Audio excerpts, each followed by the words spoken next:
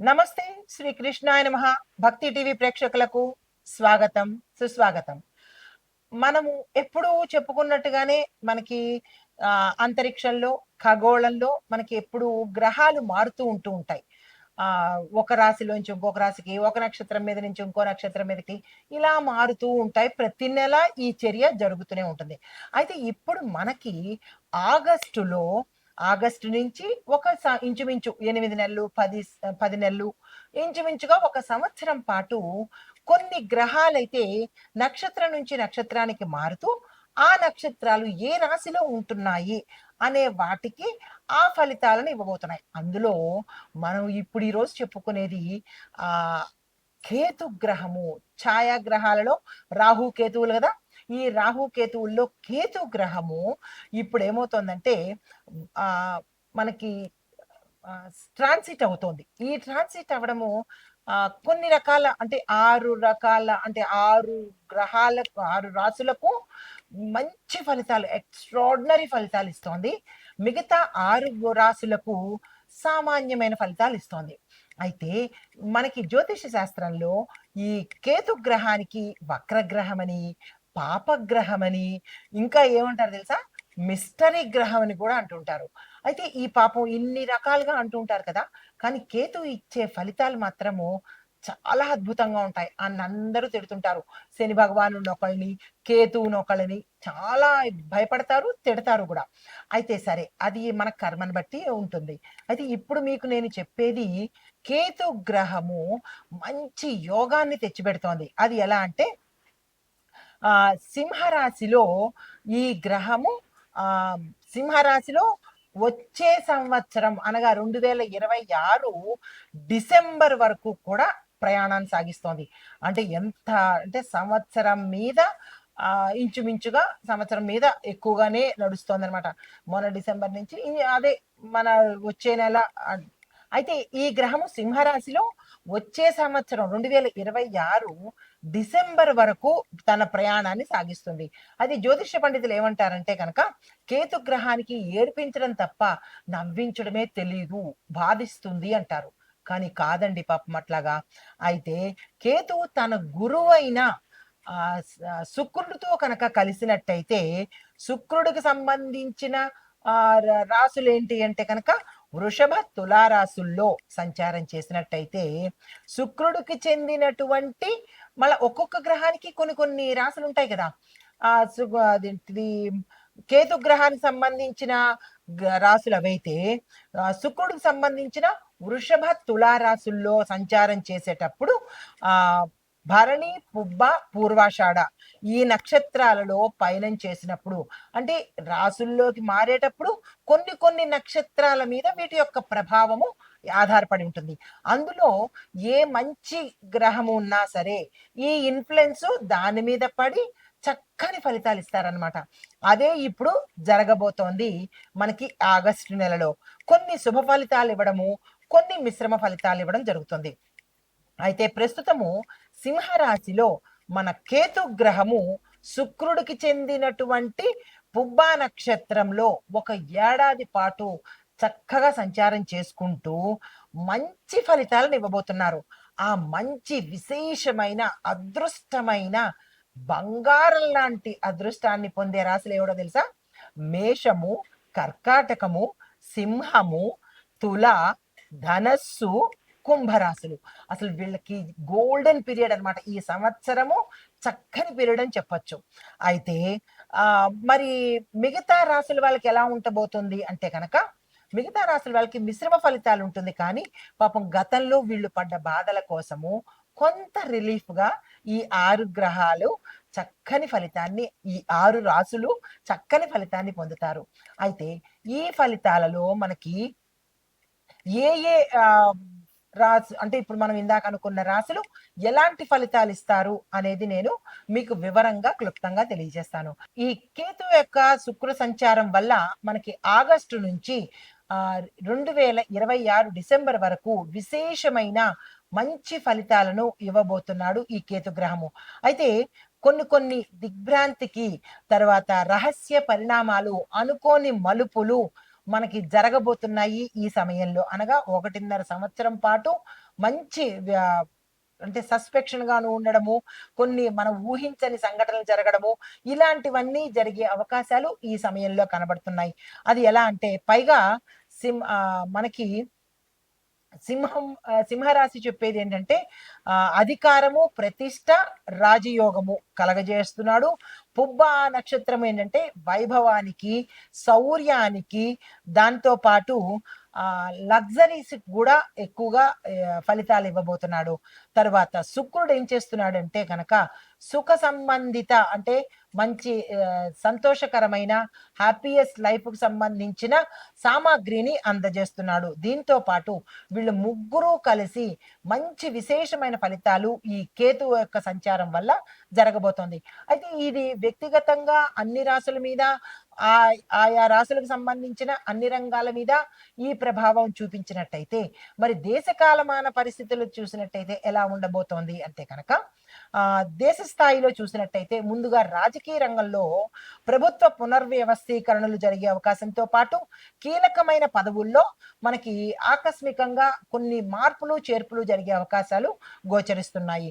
కొన్ని రాష్ట్రాల్లో తాత్కాలికంగా అనిశ్చితి అంటే స్థిరత్వం లేకపోవడము లేదా అస్థిరత్వంగాను అనిశ్చితిగా నిశ్చయంగా ఉండలేని పరిస్థితి అంటే గందరగోళ పరిస్థితి కొన్ని రాష్ట్రాల్లో ఏర్పడబోతోంది ఈ సమయంలో.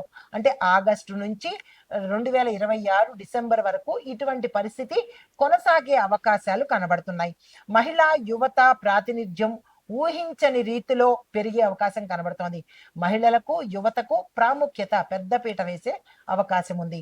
అయితే రక్షణ అంతర్భాగం భద్రత ఈ రెండు చూసినట్టయితే కనుక దుండగుల యొక్క చర్యలు ఎక్కువయ్యే అవకాశం కనబడుతోంది. సరిహద్దుల్లో చిన్నపాటి ఉద్రిక్తతలు కూడా ఏర్పడే అవకాశం ఉంది. అయితే సైనిక రంగంలో కొత్త టెక్నాలజీ కొనుగోలు చేయడము, మోడర్నైజేషన్ చెయ్యడము ఇలాంటివి ఫాస్ట్ గా జరిగే అవకాశాలు ఎక్కువ కనబడుతున్నాయి. ఇక న్యాయ విభాగం చూసినట్టయితే కనుక పాత పెండింగ్ లో ఉన్నవి కీలకమైన కేసులు ఏవైనా ఉంటే కనుక హఠాత్తుగా తీర్పులు బయటకు వచ్చే అవకాశాలు కనపడుతున్నాయి. కొన్ని చోట్ల కొన్ని తీర్పులు సమాజంలో సంచలనాన్ని సృష్టించే అవకాశాలు కూడా అంటే ప్రతి ఒక్కళ్ళు చర్చించుకునేటట్టుగా గోచరిస్తోంది. తర్వాత ఇక ఆర్థిక పరిస్థితి చూసినట్టయితే కనుక ఆర్థిక రంగంలో బులియన్ మార్కెట్ అనగా బంగారము వెండిలో ఊహించని మలుపులు పెరుగుదల ఉండే అవకాశం ఎక్కువగా కనబడుతోంది. పెట్టుబడుల విషయం దగ్గరికి వచ్చినట్టయితే కనుక ఒక అంటే హఠాత్తుగా నిలిచిపోవడమైనా అవ్వచ్చు లేదా హఠాత్తుగా పెరిగే అవకాశాలు కూడా అంటే రేట్లు పెరగడం కానీ తగ్గిపోవడం కానీ ఇలాంటివి జరిగే అవకాశాలు ఎక్కువ కనబడుతున్నాయి. తర్వాత ఇంకా సాంకేతిక రంగము, ఇంటర్నెట్ రంగము ఇవి చూసినట్టయితే సైబర్ సెక్యూరిటీ మనకి కీలకంగా మారే అవకాశం ఎక్కువ కనబడుతోంది. పెద్ద ఎత్తున హ్యాకింగ్స్ జరిగే అవకాశాలు కనబడుతున్నాయి. ఈ విషయంలో ప్రతి ఒక్కళ్ళు జాగ్రత్తగా ఉండండి. నిమిషానికి సెకండ్కి హ్యాక్ అయ్యే అవకాశాలు ఎక్కువ కనబడుతున్నాయి. ఇలాంటి కేసులు కూడా తీర్చలేనటువంటివి కుట్టలుగా ఉండే అవకాశం ఎక్కువ కనబడుతోంది. అయితే అంటే artificial intelligence, deep fake, big data ఈ నిబంధనల మీద ప్రభుత్వము ప్రత్యేకమైన దృష్టి పెట్టాం. అంటే ఈ కొత్తవన్నీ వచ్చేసి ఈ ప్యాపులు ఇవన్నీ కొత్త వచ్చేసి ఏం చేస్తున్నాయంటే మనకి దానిలోకి మభ్యపెట్టేటట్టు చేసి దానికి అలవాటు చేసి మనల్ని ట్రాప్‌లోకి తీసుకెళ్ళి మనల్ని మోసం చేసే అవకాశం ఎక్కువ కనబడుతోంది. అలాంటి కేసుల మీద ఎక్కువగా ప్రభుత్వం దృష్టి పెట్టి ఒక నిబంధనను తీసుకొచ్చే అవకాశం కూడా గోచరిస్తోంది. అంటే ఉత్తర. తర్వాత వ్యవసాయ రంగంలో చూసుకున్నట్టయితే కనుక వరి, పత్తి, జూటు ఈ ప్రధాన పంటలు ఆకస్మికంగా వాతావరణ వ్యతిరేకతలతో నష్టపోయే అవకాశం ఎక్కువ కనబడుతోంది. అంటే వరి, పత్తి మనకు ముఖ్యమైనవే అవి. ఈ 2 కూడా నష్టాల బాట పట్టి అంటే ముందు బియ్యం కొరత వచ్చేటట్టుగా మనకి బ్రహ్మంగారు చెప్పినట్టుగా అది ముందు స్టార్ట్ అవబోతోందనమాట. బియ్యము చాలా కొరత అయ్యేటట్టుగా కనబడుతోంది. ఈ విషయంలో పొదుపును ప్రతి ఒక్కళ్ళు పాటించండి. ఇష్టానుసారంగా బియ్యాన్ని కానీ ఫుడ్‌ని కానీ వేస్ట్ చేసే ప్రయత్నం చేసుకోకండి. తర్వాత కొన్ని చోట్ల గాలితో కూడుకున్న తుఫాన్లు, పిడుగులు పడే అవకాశము ఎక్కువగా గోచరిస్తోంది. అది చాలా చోట్ల మనం వింటున్నాము తుఫాన్లు. అంటే ప్రపంచవ్యాప్తంగా ఇది ఒక ప్రదేశానిది కాదు కాబట్టి, ప్రపంచవ్యాప్తంగా తుఫాన్లు, సైక్లోన్లు, తర్వాత సునామీలు ఇలాంటివి ఇంకా ముందు ముందు చాలా ఎక్కువగా వచ్చే అవకాశాలు ఎక్కువ కనబడుతున్నాయి. తర్వాత రైతుల్ని ఆదుకునే నూతన ప్యాకేజీలు, మరి ఈ రైతులు నష్టపోతున్నారు కాబట్టి కొత్త కొత్త ప్యాకేజీలు కూడా ప్రభుత్వము ఏర్పాటు చేయబోతోంది. బీమా విధానాలు అత్యవసరంగా ఏర్పాటు చేయబోతోంది. అయితే ప్రభుత్వము ఈ దిశగా అడుగులు వేస్తోంది ఉత్తరోత్తర. అయితే వాతావరణం, పర్యావరణం కనుక చూసుకున్నట్టయితే కనుక సాధారణంగా మించి వేడి ఉండడము, సాధారణానికి మించి చలి ఉండడము, లేదా ఎక్స్ట్రీమ్ వాతావరణము అంటే హీట్ వేవ్స్, కోల్డ్ వేవ్స్, అన్ఎక్స్పెక్టెడ్గా కాసేపు వేడి ఎక్కువగా, కాసేపు అతి చల్లదనము, అతి వేడి, ఇలాగా మనం ప్రకృతికి హాని చేస్తున్నాం కాబట్టి ప్రకృతి కూడా మనకి అదే రిజల్ట్ ఇస్తుంది. ఇందులో బాధపడాల్సింది ఏమీ లేదు. అయితే ఇలాంటివి వాతావరణంలో జరిగే అవకాశాలు ఎక్కువ కనబడుతున్నాయి. అయితే తర్వాత కొన్ని కొన్ని అరణ్యాలు నిప్పుతో కాలిపోయి, అంటే అరణ్యాలు మొత్తము కాలిపోయే అవకాశము ఎక్కువగా కనబడుతోంది. భారీ నష్టం కూడా వచ్చే అవకాశం ఉంది. కొన్ని చోట్ల భారీ తుఫానులతో కూడినటువంటి, ఈదురుగాలితో కూడినటువంటి వర్షాలు కూడా వచ్చే అవకాశం కనబడుతోంది. నీటిపారుదల సమస్యలు కూడా ఒక చోట ఎక్కువగా ఉండే అవకాశం ఉంది. ఒకవైపు పొంగి పొర్లుతున్నాయి, ఒకవైపు బీడు పడిపోతున్నాయి. కొన్ని కొన్ని ప్రాంతాల్లో మనం చూస్తూ ఉంటాం అన్నమాట. ఇలాంటివి జరిగే అవకాశాలు కూడా ఈ కేతు ప్రభావం వల్ల జరగబోతోంది. తర్వాత సామాజిక మార్పులు చూసుకున్నట్టయితే కనుక కుటుంబ వ్యవస్థల్లో విభేదాలు జరిగే అవకాశము, విడాకుల శాతం పెరిగేటట్టుగా కనబడుతోంది. దాంతోపాటు యువతలో అసంతృప్తి, అన్వేషణ భావము పెరగడం వల్ల ఉద్యమాలు కానీ, లేదా సోషల్ మీడియా ఉద్యమాలు కానీ, ఇలాగ కొంత గందరగోళ పరిస్థితి అయ్యే అవకాశం కనబడుతోంది. యువతకు ఎక్కువగా నష్టం వచ్చే అవకాశం గోచరిస్తోంది. తర్వాత మహిళలకు సంబంధించి చూస్తే మహిళల అభివృద్ధికి కానీ, కళలకు కానీ, సినిమా రంగం కానీ, ఫ్యాషన్ రంగం కానీ కొత్త ట్రెండ్ వస్తుందన్నమాట. అంటే పూర్తిగా ఎలా ఉండబోతుందంటే, సరదాగా చెప్పుకున్నప్పటికీ కూడా బట్టలు ఎక్కువ శాతం ఉత్పత్తి అవుతున్నాయి, కానీ బట్టలు కట్టుకునే వాళ్ళే కరువైపోతున్నారు. అలాంటివి రెట్రో రాయల్ థీమ్స్ కూడా మనకి రావచ్చు. అంటే గోనిగుడ్డలతోనూ, ప్లాస్టిక్కులతోనూ బట్టలు కూడా వచ్చే అవకాశాలు కనబడుతున్నాయి. సరదాగా చెప్పుకున్నా కానీ వింత వింత పోకడలు, వింత వింత ఫ్యాషన్లు వచ్చే అవకాశం కనబడుతోంది.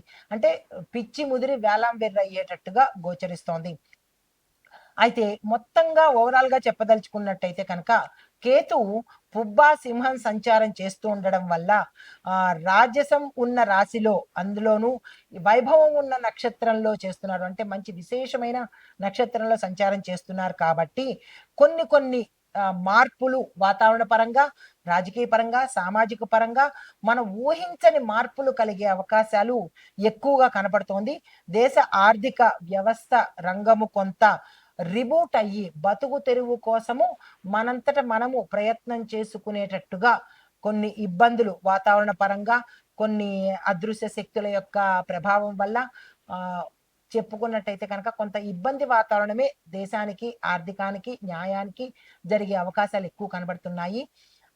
ఇది కేతు సంచారం వల్ల దేశకాలం అనే పరిస్థితుల యొక్క ప్రభావము ఇలా ఉండబోతుందన్నమాట. నమస్తే. తదుపరి రాశి వృశ్చిక రాశి. ఈ రాశి వారికి కేతువు ధనస్థానంలో సంచారం చేస్తుండడం వల్ల ఆర్థిక సమస్యలు తొలగిపోతాయి.